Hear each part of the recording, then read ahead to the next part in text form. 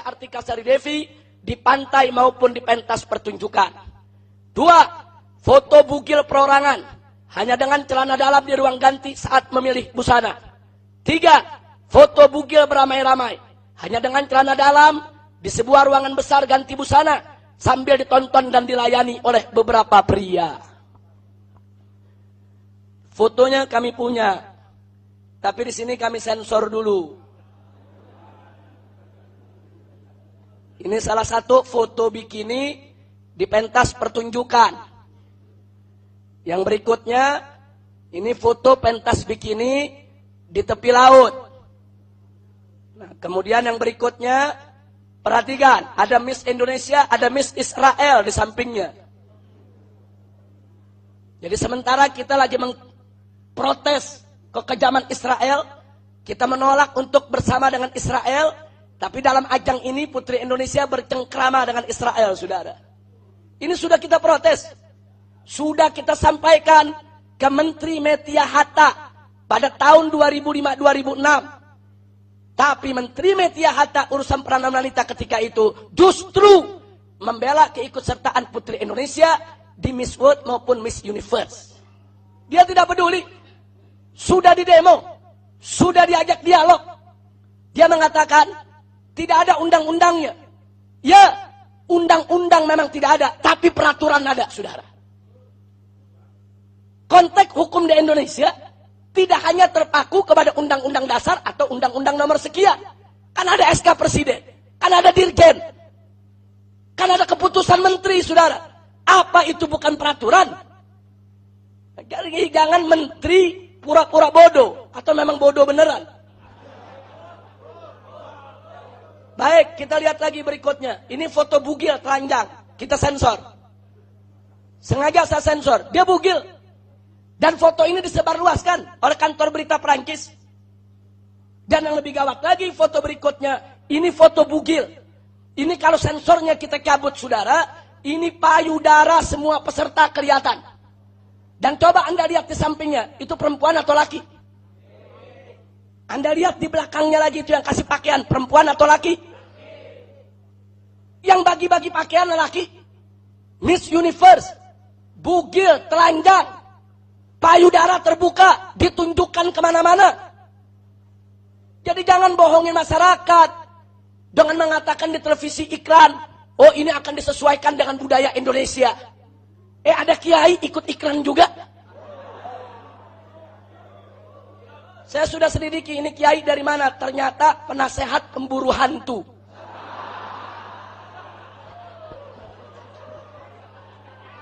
Ya saya nggak kaget, pantas. Kalau penasehat pemburu hantu setuju, hari ini mungkin dia ingin berburu aurat. Nah jadi ini foto-foto, maaf, tentunya saya tidak etis. Kalau foto ini tidak kita sensor, saudara. Tapi saya jamin, ini foto akan kami kirim ke Presiden tanpa sensor. Akan kami kirim ke DPR RI, ke Kapolri tanpa sensor. Biar mereka lihat, beginilah bangsa Indonesia dipermalukan. Mudah-mudahan Bapak Presiden kita tidak kalah wibawa dengan Pak Harto, cukup mengatakan itu bukan budaya kita. Amin. Ya Rabbal Alamin. Sebagai penutup, saudara, ada catatan acara serupa di sejumlah negara. Tahun 2011 di Amerika Serikat diadakan acara kontes pemilihan vagina terindah dengan nama The Most Beautiful Miss Vagina Contest. Pemenangnya diberi gelar Miss Beautiful Vagina 2011. Jadi kemaluan perempuan diperlombakan. Kalau Miss World hari ini kita biarkan digelar di Indonesia, besok kontes vagina akan digelar di Republik ini, saudara. Jangan pernah buka pintu untuk maksiat. Sekali Anda buka pintu, selamanya mereka akan minta gerbang semua untuk dibuka, saudara. Kemudian tanggal 5 September diadakan kontes kecantikan di Cina dengan nama The Chinese Website Model Net. Salah satu syaratnya diumumkan, jarak antara dua puting payudara harus di atas 7,8 inci. Atau 20 cm. Jadi saudara, yang namanya pentas kontes ratu kecantikan, itu semua diukur. Payudaranya diukur, pinggangnya diukur, putingnya diukur. Omong kosong. Kalau pentas kontes kecantikan tidak menilai kecantikan, semata-mata hanya kecantikan yang dinilai, saudara. Adapun kalau mengatakan enggak, kita tes juga bahasa Inggrisnya, pengetahuan sosialnya, itu kamuflase. Apa perempuan-perempuan yang sumbing bisa ikut kontes ratu kecantikan? Yang panoan? Bisa, saudara? Yang pantatnya segede baskom? Nggak pantas kecantikan dilombakan. Kecantikan itu karunia Allah untuk disyukuri, bukan untuk diperlombakan. Dalam Islam, jangankan diperlombakan, dipamerkan saja tidak boleh, saudara. Nah, begitu supaya kita memahami, saudara. Lalu bagaimana Miss World? Julia Morley, ini chairwoman of Miss World, ini pimpinan daripada Miss World Internasional, mengatakan mereka semua yang mengikuti ajang Miss World adalah wanita-wanita cantik. Karena memang yang diperlombakan kecantikan. Kalau soal bahasa, matematika, bohong, kamuflase, pengetahuan sosialnya, kepedulian sosialnya, dusta untuk menipu kita. Maka itu kita ingatkan, akhirnya Dewan Pimpinan Pusat Front Pembela Islam meminta dengan hormat kepada Presiden RI dan DPR RI, DPD RI, satu, untuk segera melarang pegelaran Miss World maupun Miss Universe ataupun kontes-kontes kecantikan sejenis di seluruh wilayah Indonesia selamanya. Setuju? Takbir.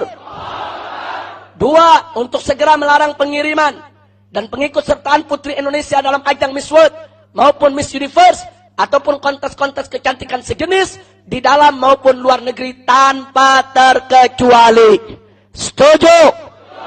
Takbir. Tiga, untuk membuat undang-undang anti kontes kecantikan agar memiliki dasar hukum yang lebih jelas, lebih lugas, lebih tegas, serta lebih komprehensif dengan sanksi berat bagi yang melanggarnya. Setuju? Takbir. Sallu ala Nabi. Itulah sikap Front Pembela Islam melalui Musyawarah Nasional ketiga tahun 2013. Kami tidak akan kompromi dengan Miss World. Karena itu kami mohon sebelum kami akhiri dan kami berikan kepada FUI untuk menyampaikan yang perlu disampaikan. Kami mohon kepada pemerintah Republik Indonesia, khususnya Bapak Kapolri, untuk tidak memberikan izin pegelaran acara Miss World. Kami sudah melapor, Pak, sejak tahun 2005. Kami sudah membuat laporan resmi sejak tahun 2006. Kami sudah lakukan berbagai macam prosedur yang konstitusional. Tolong, hargai prosedur yang sudah diambil dilaksanakan oleh umat Islam. Jangan pemerintah memaksa umat Islam melakukan aksi fisik. Jangan pemerintah memaksa umat Islam untuk mengambil dengan caranya sendiri dalam rangka menggagalkan pagelaran Miss World, saudara. Andai kata itu terjadi, jangan salahkan umat Islam, tapi salahkan diri Anda sendiri yang tidak mengambil tindakan sebelum waktunya. Yang kedua, kami ingin ingatkan kepada seluruh pemerintah Pemda Bali, Provinsi Bali, untuk menolak kalau provinsinya dijadikan oleh pemerintah pusat sebagai pulau maksiat. Warga Bali tidak boleh diam, tidak boleh membiarkan kalau pulaunya yang selama ini mereka jaga, mereka pelihara budayanya, dirusak dengan tindakan-tindakan yang bertentangan dengan nilai-nilai budaya bangsa Indonesia. Dan ingat, Bali bukan negara sendiri. Bali adalah bagian daripada Negara Kesatuan Republik Indonesia. Kalau Bali dijadikan pulau maksiat oleh pemerintah pusat, seluruh umat Islam di Indonesia akan tersinggung, kecewa, marah, karena seluruh umat Islam cinta kepada Bali sebagai bagian dari negara kesatuan Republik Indonesia. Betul? Dan yang terakhir, kita berikan peringatan kepada Haritanu Sudibyo. Kau jangan sombong. Jangan kau merasa kau punya uang, kau punya media, kau punya banyak kenal jenderal, kau banyak kenal pejabat, kau bisa beli semua suara. Jangan kau pikir seenaknya kau bisa merusak moral bangsa Indonesia. Demi Allah, kami tidak akan biarkan kau, dengan kau punya istri, dengan kau punya kekuatan semua, yang ingin merusak daripada moral bangsa Indonesia. Para habaib, para ulama, para kiai sudah menumpahkan darah mereka, mati sakit di jalan Allah untuk merebut kemerdekaan dari tangan penjajah, saudara. Mereka punya cita-cita mulia, menjadikan negara kesatuan Republik Indonesia sebagai baldatun thayyibatun wa rabbun ghafur. Para habaib, para ulama, dan semua ormas-ormas Islam setiap hari sejak merdeka sampai hari ini berjibaku mati-matian membangun akhlak umat, membangun moral bangsa, memuliakan, mengagungkan daripada akhlak bangsa Indonesia. Tiba-tiba muncul seorang Haritanu dan istrinya dan kelompoknya dan perusahaannya dan gerombolannya ingin merusak daripada moral bangsa Indonesia. Demi Allah, kami tidak akan diam. Kami akan lawan siapapun yang ingin merusak republik ini, saudara. Takbir. Nah, ini yang saya mau sampaikan, saudara. Jadi Haritanu, segeralah kau sadar diri. Hati-hati. Hati-hati. Kau berasal dari luar Islam. Kami selama ini menghargai bangsa kami yang minoritas, yang berasal dari agama lain. Kami nggak pernah mempermasalahkan perbedaan agama antara kami dengan mereka. Kami kerjasama siap untuk membangun negeri ini. Tapi jangan kemudian kaum minoritas ingin menindas. Kami mayoritas sudah tahu diri, tahu bagaimana cara menghargai minoritas di negeri ini. Kami berikan kebebasan mereka untuk melaksanakan ibadah, untuk berpolitik, untuk berekonomi, untuk mereka hidup di negeri ini tanpa ada gangguan sedikit pun dari umat Islam. Tapi kalau kau tetap berkeras, tidak menghargai fatwa Majelis Ulama Indonesia, tidak menghargai gerakan-gerakan Islam, hati-hati. Kalau nanti kebencian akan muncul di hati umat Islam, bukan saja kepada engkau, tapi kepada orang-orang yang terlibat denganmu dalam bentuk apa saja. Nah, karena itu kita ingatkan, Haritanu Sudibyo dan kelompoknya, stop rencanamu untuk menggelar ajang Miss World di Republik Indonesia. Mari kita bangun Indonesia. Mari kita jaga Indonesia. Mari kita bangun moral dan akhlak bangsa ini. Jangan kau gunakan uangmu, kekuatanmu untuk merusak. Jangan kau pikir dengan kekuatan uangmu kau bisa beli semua pejabat, kau bisa beli semua orang. Tidak. Di negeri ini masih banyak habaib, masih banyak ulama, masih banyak kiai, masih banyak ormas-ormas Islam yang istiqamah, yang siap mati menumpahkan darah untuk membela agama. Nah, itu yang saya mau sampaikan pada kesempatan siang hari ini. Mudah-mudahan manfaat untuk kita semua, saudara. Jadi yang saya bacakan tadi itu bukan pers release kita hari ini, tapi peringatan sikap FPI dari Munas 3 Front Pembela Islam. Nah, hari ini hadir bersama kita ada Kiai Haji Muhammad Al-Khattab, ada Ustadz Alfian Tanjung, ada Ustadz Amin Jamaluddin, ada Haji Cak Ermawan, kemudian ada Ustadz Aru Saifullah Asad, yaitu pemret daripada Suara Islam, dan masih ada pimpinan-pimpinan yang lainnya yang tidak saya sebutkan satu persatu nama-nama beliau. Insya Allah mereka semua hari ini akan menyatakan pers release supaya seluruh umat Islam, baik yang hadir di sini mau mendengarkan radio di rumah, tahu ini bukan hanya sikap FPI saja, ini bukan hanya sikap majelis kita saja, ini sikap seluruh umat Islam yang diwakili oleh ormas dan tokoh mereka. Insya takbir, takbir, takbir. Akhirnya waktu dan majelis kita serahkan kepada Kiai Haji Muhammad Al-Khattab untuk diatur sepenuhnya. Silakan.